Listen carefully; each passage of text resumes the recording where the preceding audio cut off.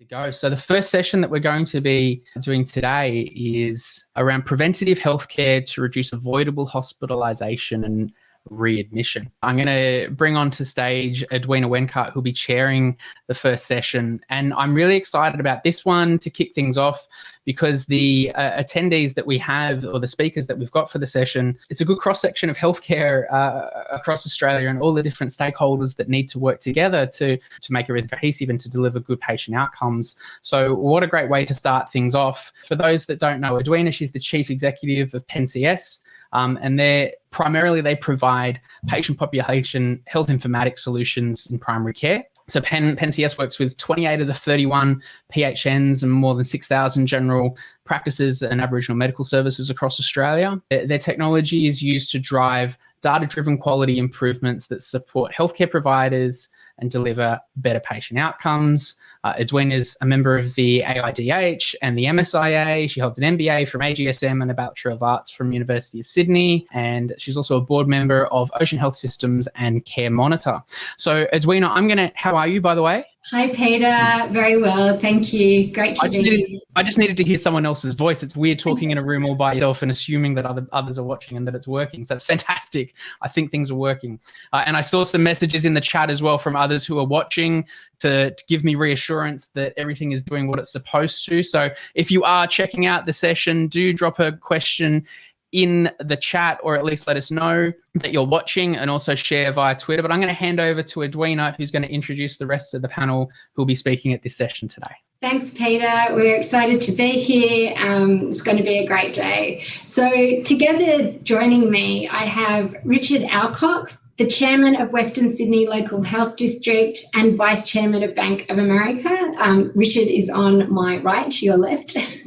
I would also like to welcome Dr. Kean-Seng Lim, CareMonitor co-founder and AMA New South Wales immediate past, present and GP.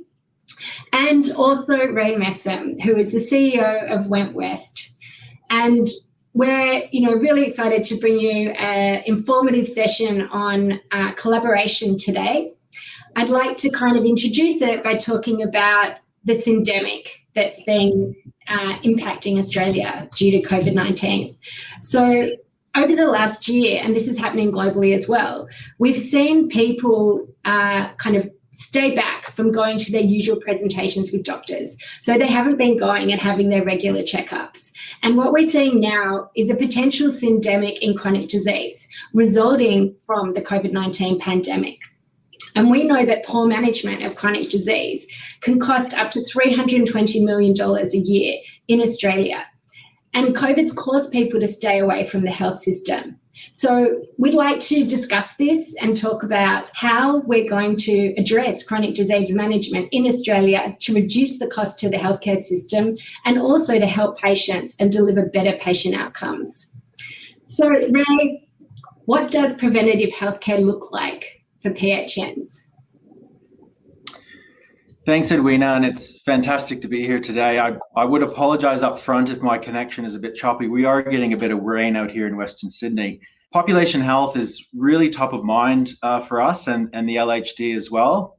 We've been working really tirelessly on setting up respiratory clinics, testing centres, contact tracing, and these are really all great examples of population health measures that everyone will be quite aware of on this call. At the moment, we're deeply involved in the vaccination program with the LHD, and this is another great example. This is primary prevention at its best. So in Western Sydney, we really apply a true One Health System approach to these types of initiatives. So the PHN is supporting primary care, the LHD delivering acute services, and we both do a bit of community in the middle, and we collaborate in that space in the community. Critical to this approach, though, I think is really strong relationships, joint governance, and integrated infrastructure. And these things enable us to really transform and progressively move toward value-based healthcare, despite our funding being very siloed and services on the ground, patients, consumers, and families tell us they're very fragmented. So one system leadership is really critical to changing the way services operate and delivering outcomes for our population. So we work tirelessly with general practitioners like Kean-Seng Lim, community health centers, NGOs, pharmacists, hospitals, and other providers. And we really focus on getting care into primary care, into community, and hopefully avoiding hospitalization wherever possible. In WentWest and all PHNs, we have a number of other programs, alcohol and other drug, mental health, Aboriginal health, aged care, child and family, and chronic conditions. And all of these things we deliver, but also the LHD deliver. So I think it's really important that we recognize that, and we really need to do this together with our LHD partners. The final example I want to provide today is around secondary and tertiary prevention. These things focus on screening to identify disease in the early stages before onset of sign or symptoms, and really stop the disease progression. So in terms of what we're delivering here in Western Sydney, multidisciplinary teams are really kind of the silver bullet in this for me and for the LHD. So working across providers and professional groups, we really need to see those groups come together. And I'll give you one really specific example.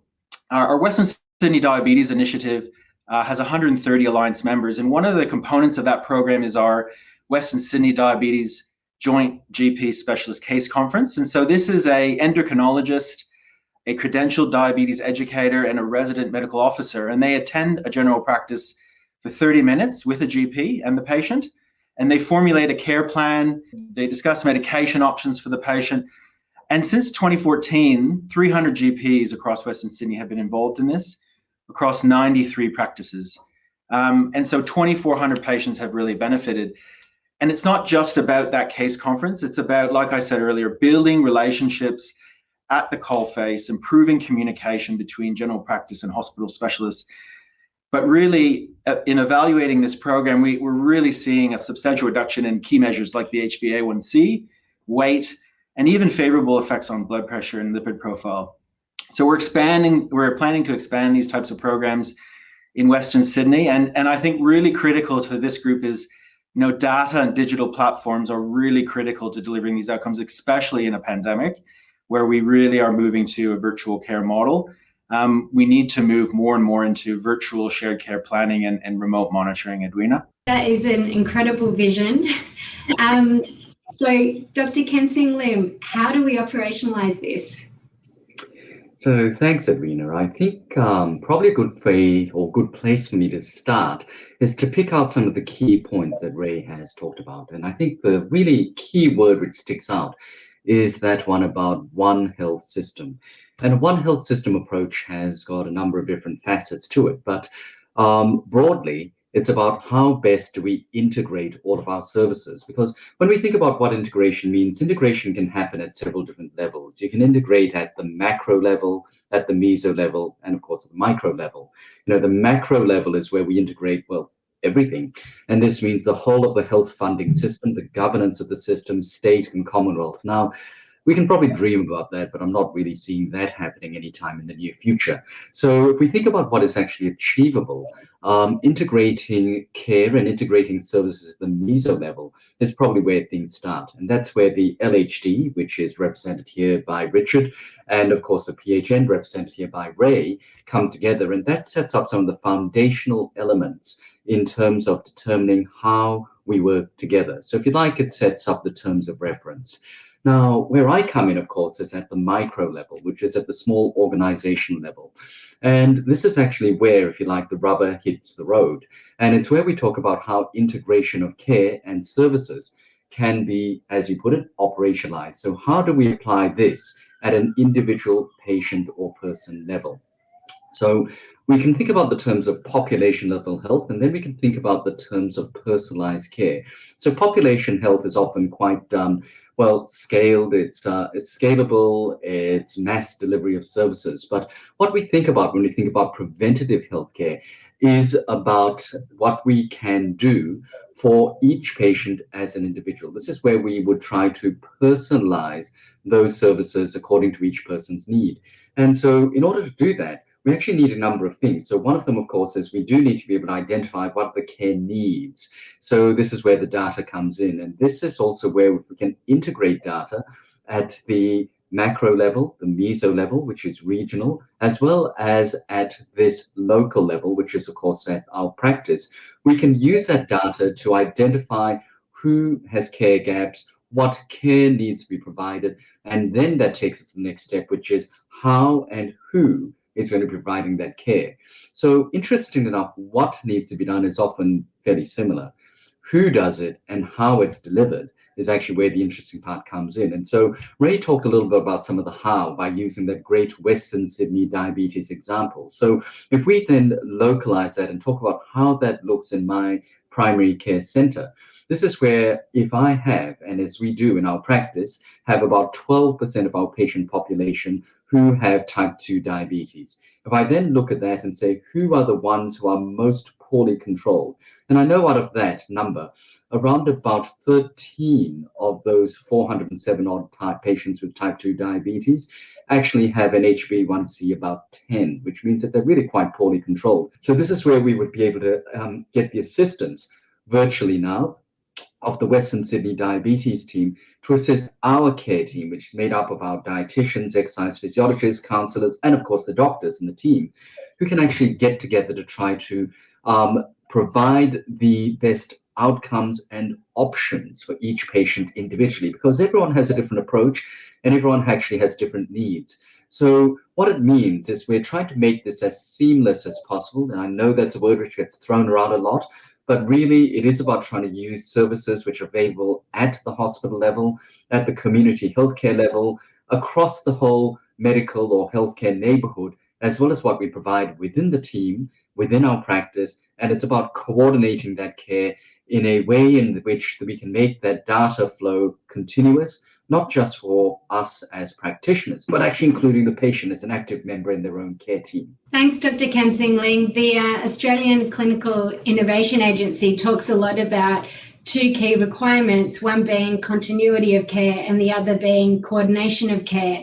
And it sounds like this is the exact approach that you're implementing now, working with WentWest and Western Sydney LHD through this integrated team care approach. So, Richard, how does this actually provide value to local health districts? Well, we have a very large reach that actually coincides with the WentWest reach and the 1,500 GPs. And we're used to a lot of people coming into our hospitals. So suddenly in COVID last year, people stopped coming to the hospitals.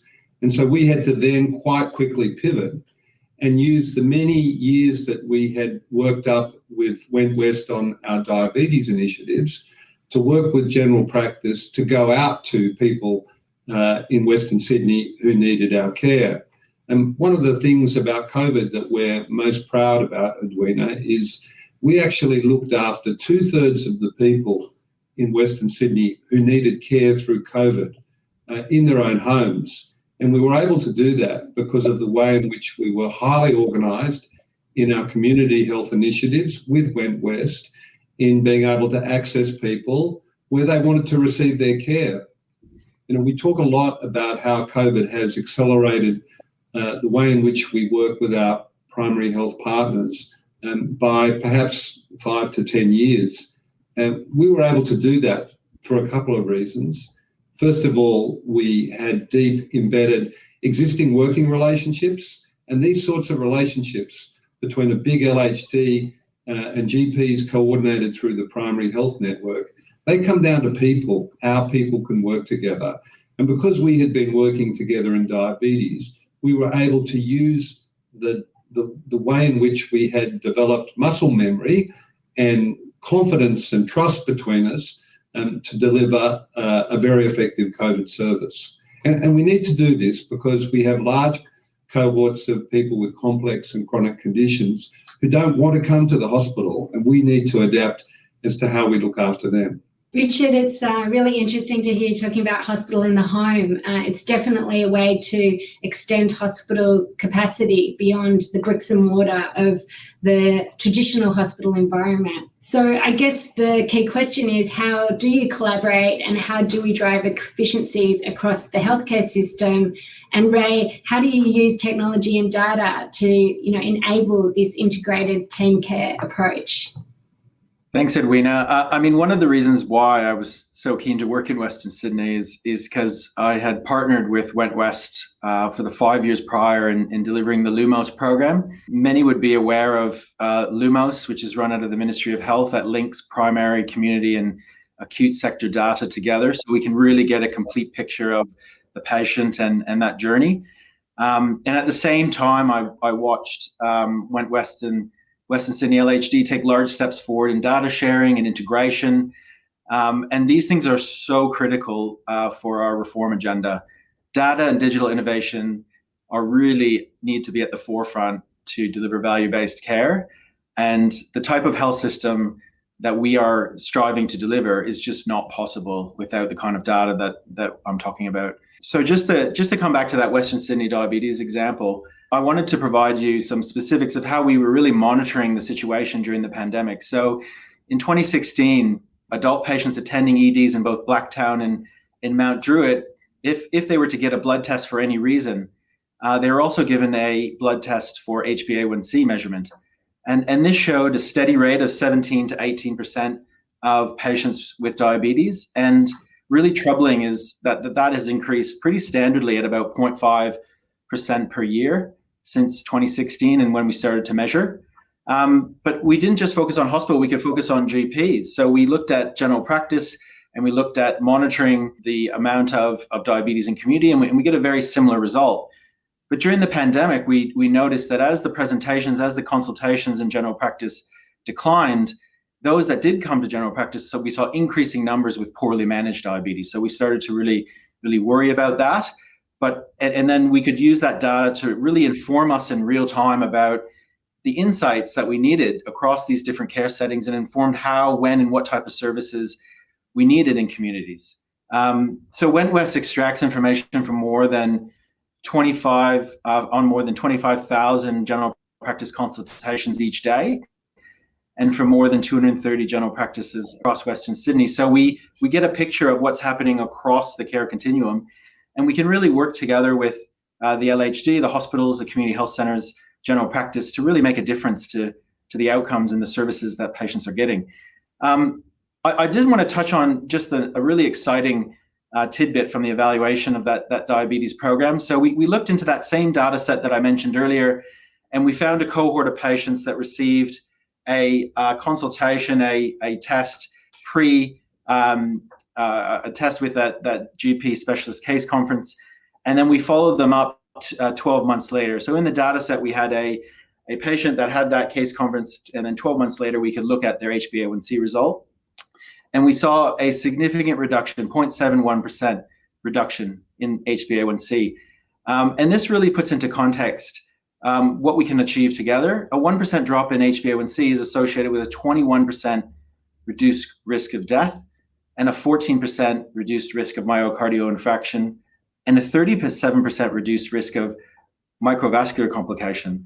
So this really reaffirms this approach, working across primary care, we're working with specialists and hospitals to deliver really a unique one system approach. So now what we're focused on is expanding from diabetes under our collaborative commissioning program with the LHD and New South Wales Health into cardiology, and doing a very similar model, looking at atrial fibrillation and chest pain, whether that be pre-symptom or asymptomatic.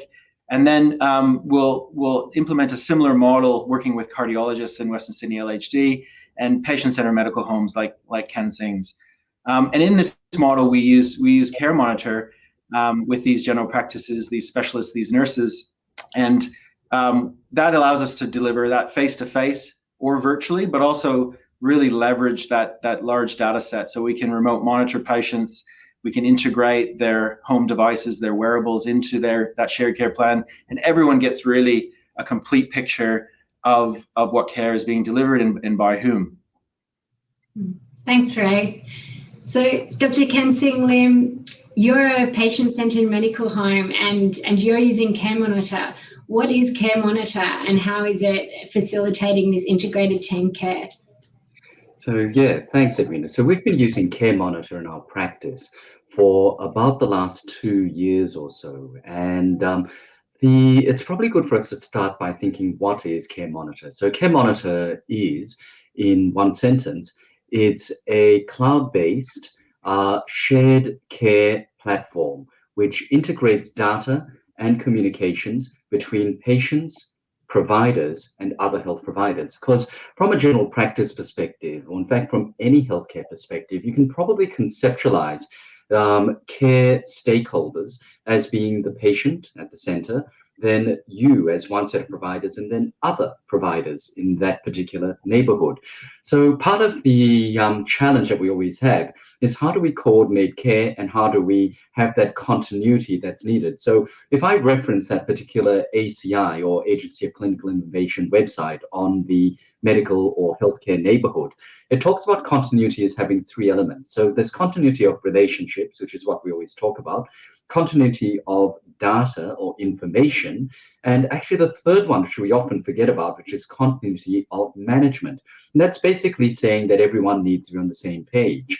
Now, the other element about that is who needs to be on the same page. And the answer, of course, being that it needs to be both the patient as well as the other care providers. So if we're talking about a system such as what Ray has talked about, where we are talking about diabetes groups at the hospital level, we're also talking about the local practice team, and we're talking about the patient and the patient's carers. It's actually quite vital that all have access to the same information, all have access to the same dynamic management plan, and all have some sort of sharing of communication between them. And that's basically what CareMonitor does. CareMonitor is a platform which has a patient application. It has a web-based application where the web-based application is able to synchronize and share data between the general practice CMSs, as well as with some other CMSs as well. And it's able to integrate that and make that information visible or viewable by all members in the care team, which includes patients and carers. It also allows secure messaging, video, and it allows us to look at the data which is collected. And Ray referenced wearables, but it can also be questionnaires, it can be patient-reported outcome measures and experience measures, but anything which can be collected can be viewed collectively across a whole dashboard or cohort of patients. And this allows much more efficiency in the care. It allows sharing of care across that whole healthcare neighborhood. And it allows us to interact and engage with patients in a much more efficient manner and actually take things up to the next level. So when we talk about the benefits of integrated care, we can look at the Generation 1 type model, which is what Western Sydney had been doing for the last 5 years, which was integrating care in the old traditional way. And that itself had huge benefits, and it had measurable benefits of 20 to 30% reductions in hospitalizations, ED preventions, as well as improvement in overall outcome metrics for those cohorts of patients. So what this particular model is now doing is souping that up, taking to the next level, where we can use technology to leverage off the advantages of those relationships and make them much more efficient. So it's about making sure we can do things better. Thanks, Kean-Seng. And Richard, how do we deliver better value? I think it really comes down to leadership, and that's a term that's bandied around a lot. But in the local health district, we have to consider what is a good outcome in the sense of the outcome for the patient. Yes, the patient will have a good outcome in our local health district and our hospitals, but we really have to look at that continuum of care so that we can see that we have very good transition between the need for acute care and then the need for community-based care, particularly led by our general practitioners. And that means as healthcare leaders, we have to have a broader conception of what our role is. Yes, we can be very, very good at giving acute care, being working within our key performance indicators, getting good patient experience feedback and staff survey. We can meet our budget, but if we only consider the outcome on the basis of the 4 hospital walls, then we aren't going to deliver value care. So value-based outcomes is all about considering every aspect of the care, even beyond those for which we as a local health district are directly responsible. Thanks, Richard. And Kean-Seng, as a clinician, you're very close to the patient. So how do you improve the patient experience? I think a key part has got to be engagement. And for us, we actually tend to measure patient engagement using this tool called the patient activation measure. And what we've found is that it's a combination of things, and it actually starts with identifying what are patient goals. Because patient goals might be something quite simple. It might actually be something such as, I want to be able to play footy with my grandkids on the weekend. And then the question is, what does that mean? And so we map that back to what that might mean at a clinical level. So that might mean, is it about weight? Is it about shortness of breath? Is it about something else? Is it about mental health? Is it a combination of all of those things? So this is our first step. Now, the next part after that is, how do we then assist our patients within our practice to actually achieve those goals? And so I like one of the terms which Michael Greco uses, which he says, we like to walk alongside. And this means, what is it that we need? Now, within our practice, I'm going to have to be realistic.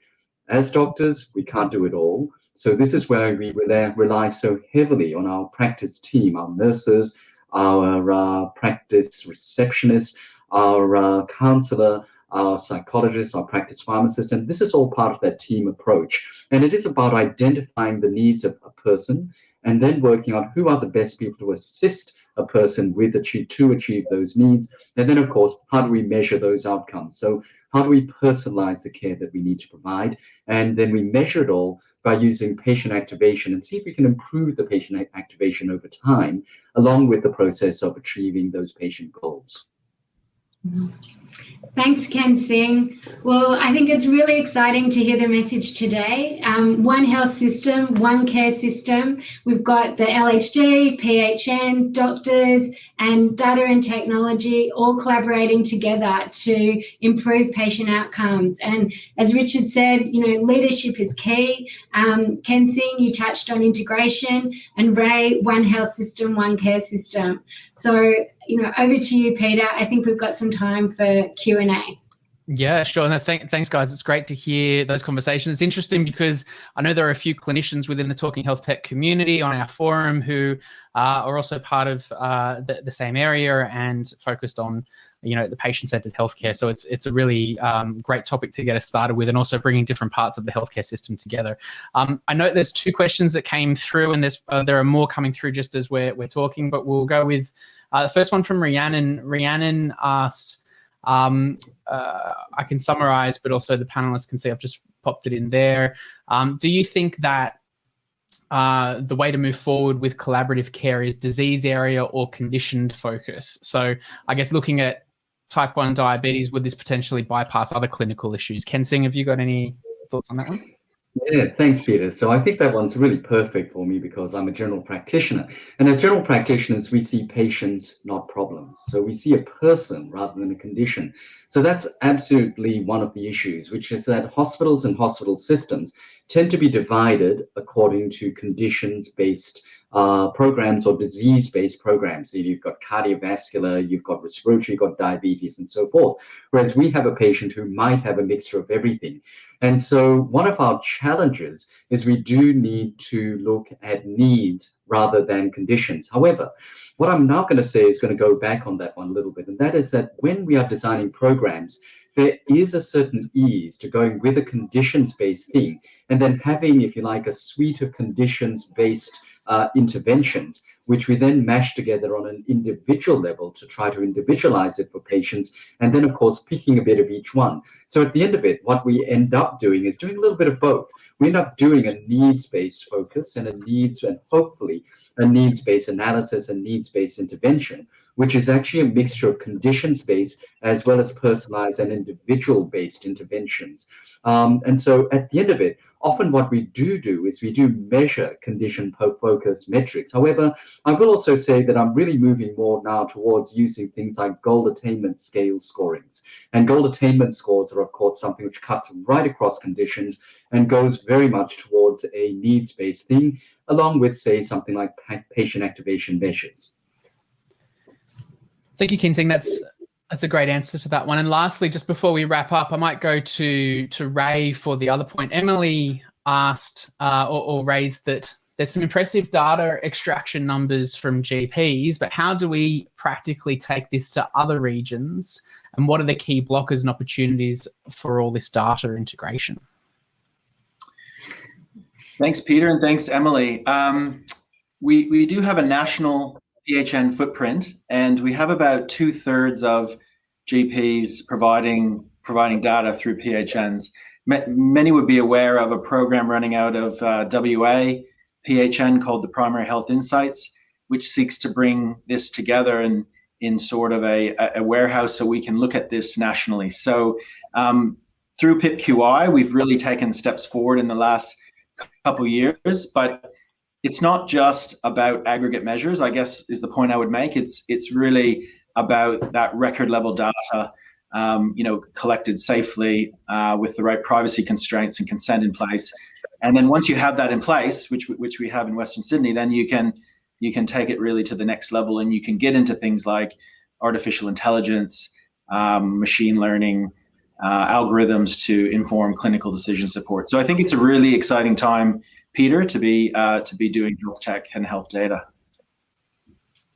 Very much so. Well, look, there's some really great comments that I saw in the chat there as well that we can that attendees can read in their own time, and people providing their support and insights in relation to it. But we're going to leave it there for this session. I really appreciate your time, Dr. Kean-Seng Lim, Richard Alcock, Edwina, and Ray. Thanks so much for joining and telling us that story. Thanks, Pete.